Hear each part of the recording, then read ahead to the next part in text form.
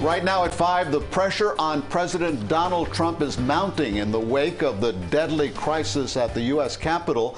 To send a message, House Democrats are discussing a second impeachment of President Donald Trump, and they could introduce articles as soon as Monday. But as President Trump's time in office winds down, the clock and some congressional Republicans may stand in the way. CBS 4's Natalie Brand has the day's developments from the White House.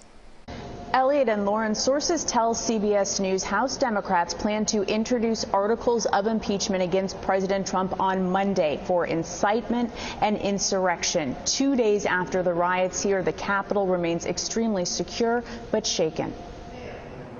Vice President Mike Pence arrived at the White House this afternoon as CBS News has learned he and President Trump are barely speaking to each other.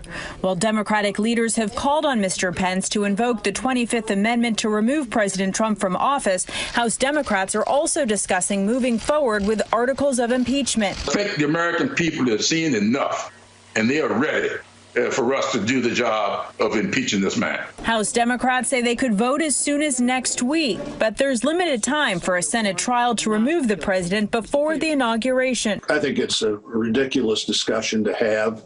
I've got enough decisions to make about things that can happen rather than to spend time on things that can't happen. Democratic leaders Nancy Pelosi and Chuck Schumer say President Trump needs to be held accountable for the assault on the Capitol by rioters supporting him. Speaker Pelosi says she's speaking this afternoon to President-elect Joe Biden about impeachment.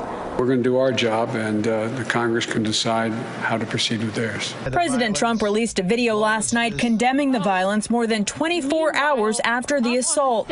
Despite weeks of calling the election rigged, he now says it's time for unity. A new administration will be inaugurated on January 20th. My focus now turns to ensuring a smooth, orderly, and seamless transition of power. But the president did not specifically concede and says he will not attend President-elect Biden's inauguration. President-elect Biden said today he agrees with President Trump's decision not to attend the inauguration. As for articles of impeachment, if the House votes to approve them and then sends them to the Senate would have to take it up.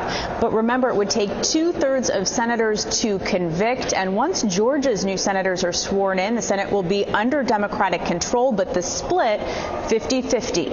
On Capitol Hill, I'm Natalie Brand, CBS 4 News.